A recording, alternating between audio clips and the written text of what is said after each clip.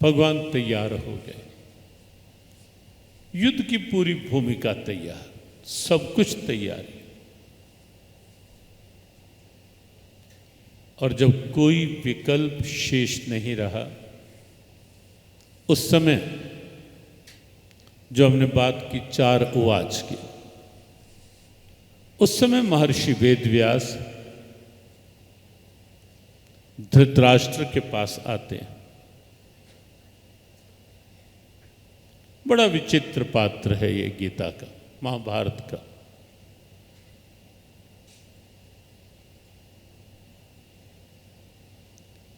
पूरे 700 श्लोकों में एक ही श्लोक है धृतराष्ट्र का।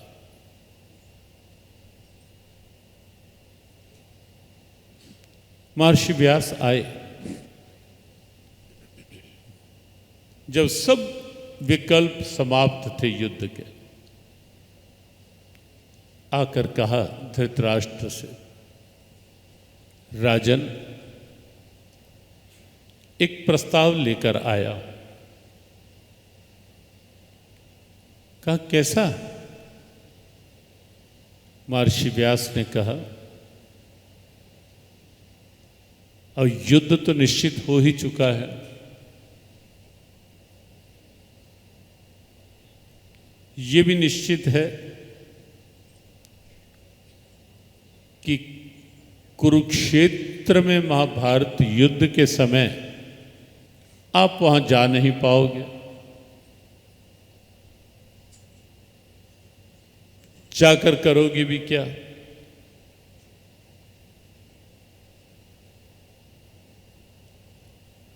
मैं कुछ ऐसा प्रबंध कर देता हूं कि यहीं बैठे बैठे पूरे महाभारत युद्ध को देख सको, कहां कहां क्या क्या हो रहा है।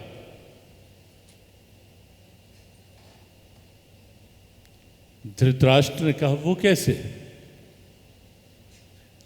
महर्षि व्यास ने कहा, मैं दिव्य दृष्टि प्रदान करूंगा, दिव्य दृष्टि दूंगा, और वह दिव्य दृष्टि यहीं बैठे बैठे कुरुक्षेत्र में क्या हो रहा है वो सब कुछ दिखाती रहेगी और शब्द भी सुनाती रहेगी।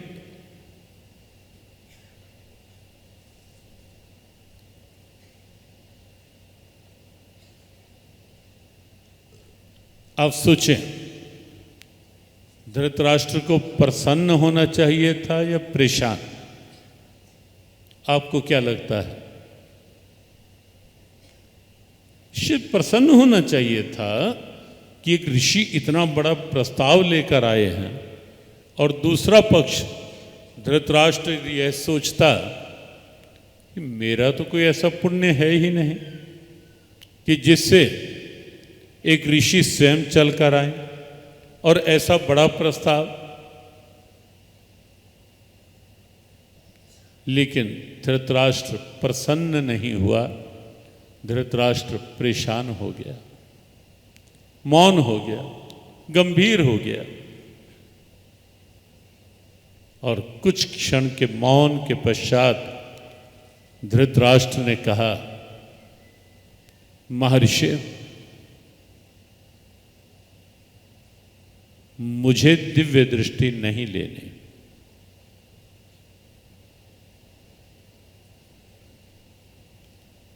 महर्षि व्यास भी हैरान हुए, कहा राजन क्यों?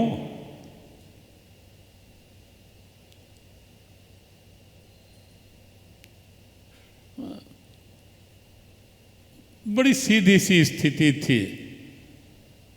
धृतराष्ट्र ने कहा, मैं अपने पुत्रों को जीते जी तो देख नहीं पाया, अब दिव्य दृष्टि लेकर क्या उन्हें मरते हुए देखूं?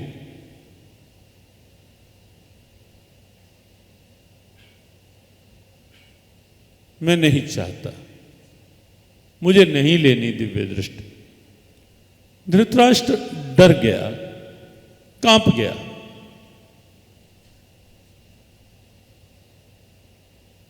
हालांकि दिव्य दृष्टि ले लेता, और युद्ध में तो जो होना था ही था, कम से कम उस दिव्य दृष्टि से भगवान के उस विराट स्वरूप का दर्शन तो कर ही लेता।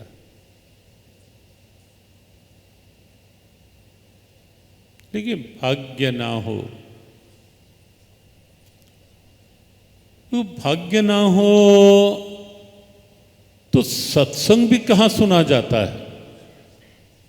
भाग्य में ना हो तो वाणी पर भगवान का नाम भी नहीं आता। बहुत बोल लेंगे, लेकिन जब भगवान का नाम वाणी पर लाना हो तो उस समय वाणी मौन हो जाती है, सत्संग में बैठा नहीं जाता। 2-2 घंटे मोबाइल में लगे रहेंगे, लेकिन सत्संग में थोड़ी देर स्थिर होकर बैठ ना हो अंदर का, यदि वो भाग्य वैसा नहीं होता, भगवान की चर्चा नहीं सुहाती, इधर की बातें उधर की बातें, ईर्ष्या की, द्वेष की, राग की, अहंकार की, इधर उधर की बातें बहुत सुहाएंगी, बहुत, लेकिन भगवान की बात हो भी रही हो तो अच्छी ही नहीं लगती, कानों को भाती ही नहीं।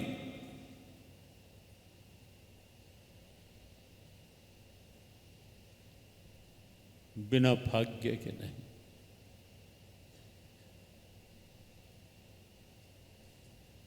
धृतराष्ट्र ने साफ मना कर दिया, मुझे नहीं लेनी दिव्य दृष्टि महर्षि। और तब ये निश्चित हुआ, गीता जी का दूसरा उवाच, उस पर हम चर्चा आगे करेंगे भी, एक लाइन में केवल। तब ये निश्चित हुआ कि वह दृष्टि संजय को दी जाए। संजय की चर्चा हम आगे करेंगे, अभी केवल इतना कि दिव्य दृष्टि संजय को दी गई।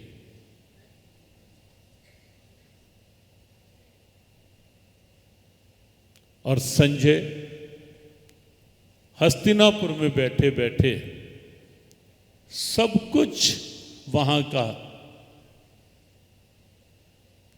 कुरुक्षेत्र में कब कहां क्या हो रहा है, जब संजय चाहता वो उस दिव्य दृष्टि के द्वारा देख लेता।